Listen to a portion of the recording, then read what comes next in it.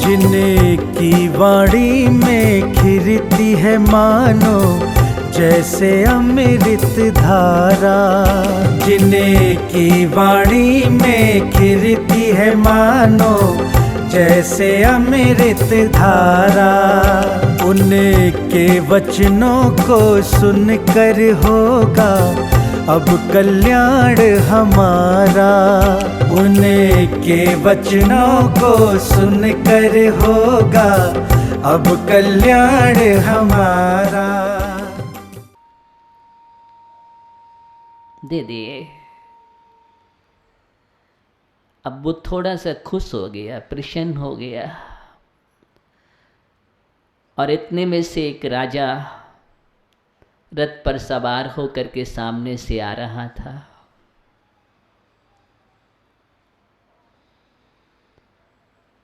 देख करके भिखारी और खुश हो गया कि अब तो सामने में सम्राट ही आ गए, अब तो मेरी झोली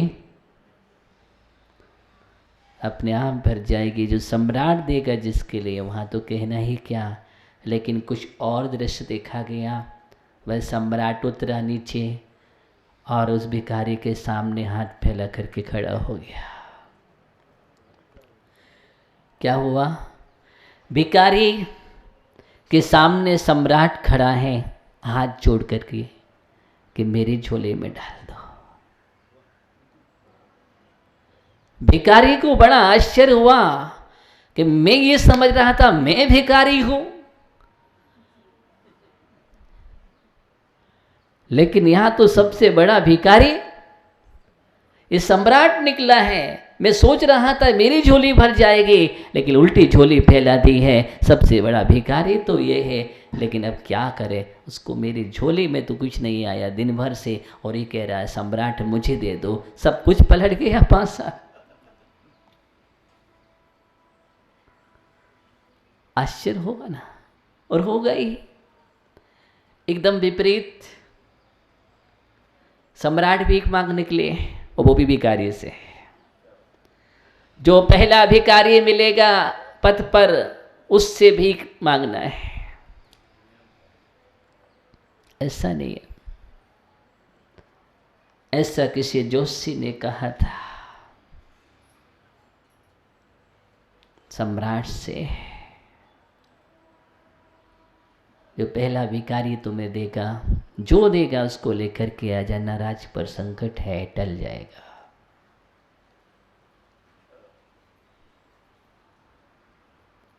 अब उसने सोचा भिखारी ने अब क्या करे। सम्राट ही हाथ फैला करके खड़ा, और नहीं देता हो तो भी नहीं बनेगा, क्योंकि सम्राट है।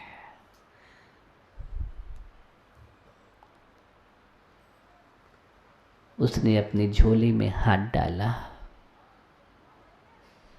ललित भैया,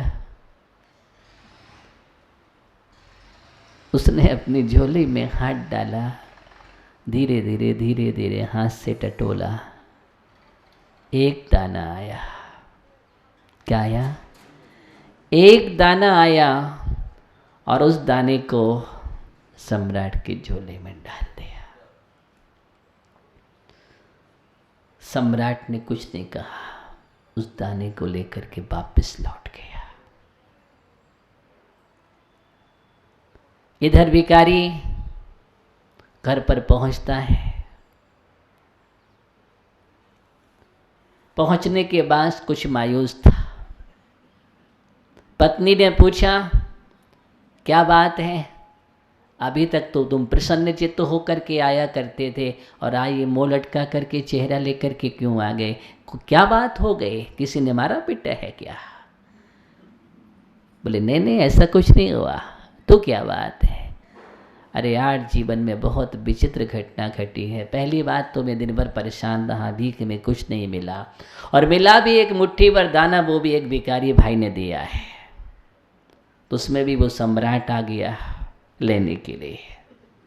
हम सम्राट के पास जाते हैं, आज सम्राट ही भिखारी बन करके आया। अब क्या होगा हम जैसे भिखारियों का?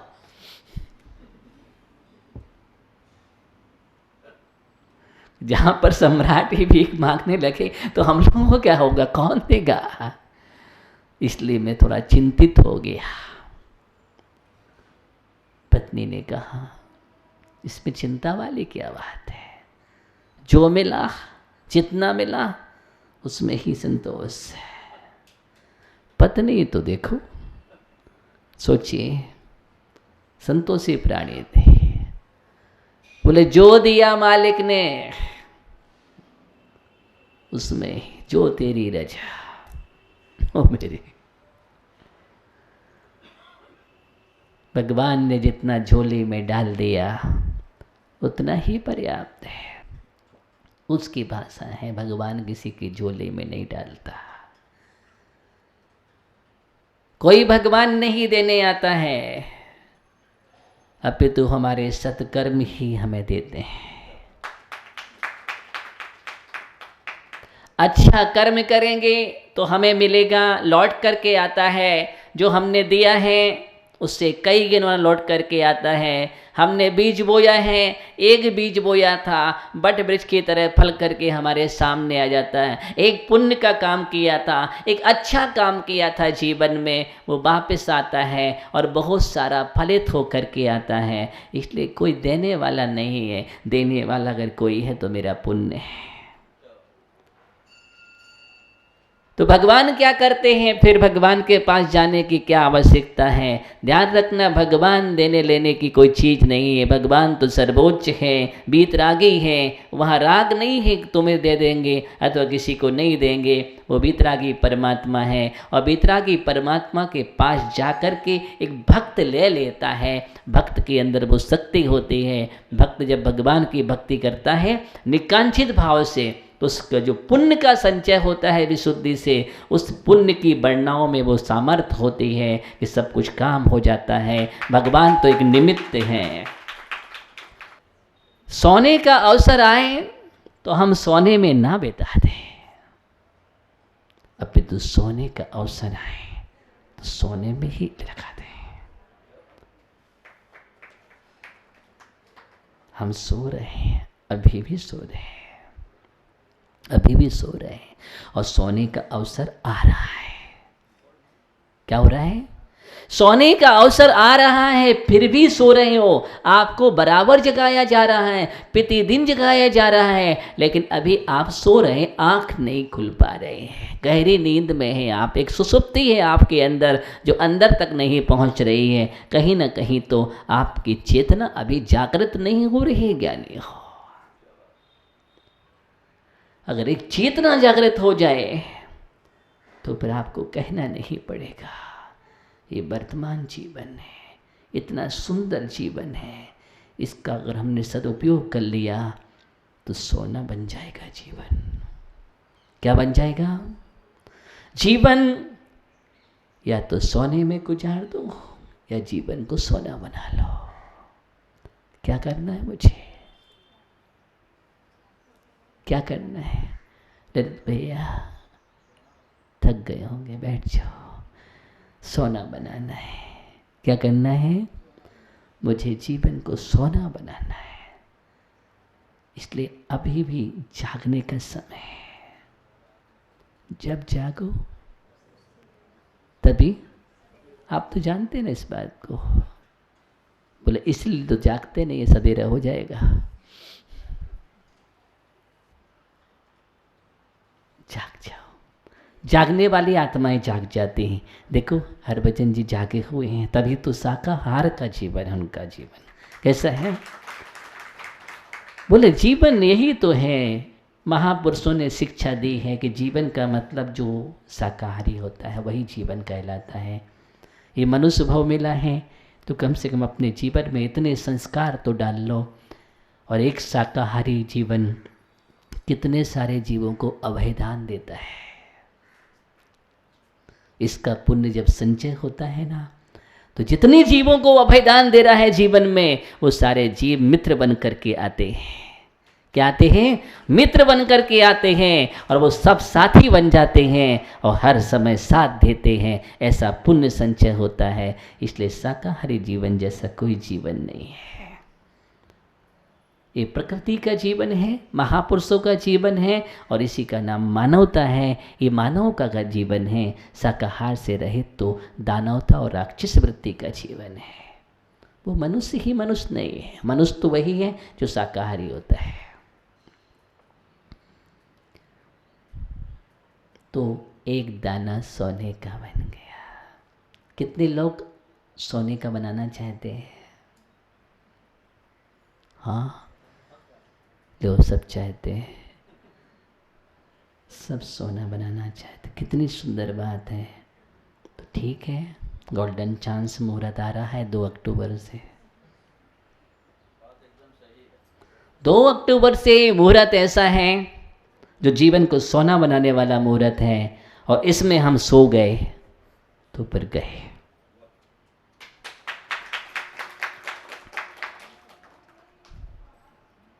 बाद में भिखारी पछताया।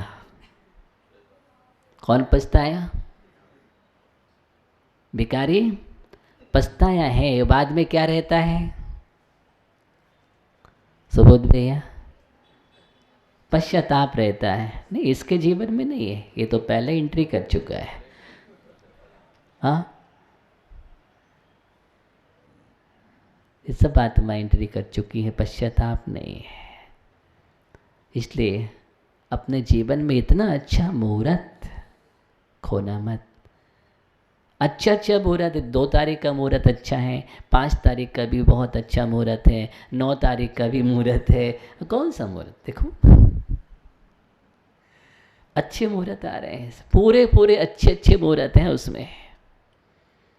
अब कौन से मुहूर्त में टिक करना है वो बाप की बात है। अगर 5 तारीख में टिक कर दो तो और अच्छी बात है। 5 तारीख में टिक कर दो, बहुत अच्छी बात है। आप समझ रहे ना 5 तारीख को? ओ, सुरेंद्र भैया भी ध्यान आया 5 तारीख को मतलब।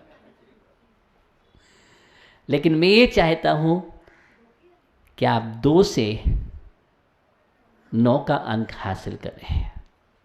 क्या करें?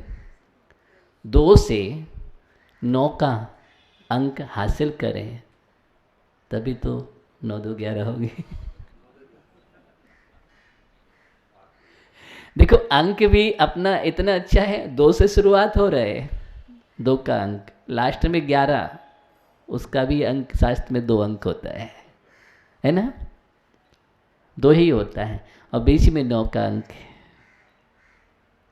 जो अपने आप में अक्षय है। क्या है? अक्षय है। तो हम अपने जीवन में सोना, जीवन को, वहाँ तो दाना सोना बना था, लेकिन ज्ञानियों, राजेश भैया, अगर वहाँ दाना सोना बना था, लेकिन यहाँ तो जीवन ही सोना बनेगा। क्या बनेगा? जीवन ही सोना बनेगा। ये मनुष्य भाव मिला है सोने बनने के लिए। सोना बनाओ अपने जीवन को, इसलिए चूको मत। आज इतना अच्छा दिन है, मालूम है आपको? आज गुरुनाम गुरु आचार्य भगवान विमल सजी महाराज का जन्म जयंती दिवस है। आज के दिन एक ऐसी महान आत्मा ने जन्म लिया था जिसके लिए पूरा देश का विश्व भी जानता है। एक ऐसा निमित्त ज्ञानी, एक ऐसा साधक जिसके रग रग में, रोम रोम में करुणा टपकती थी, वात्सल बहता था। ऐसी करुणा, ऐसा वात्सल सहित विमल साजी महाराज का पूरा जीवन चरित्र है।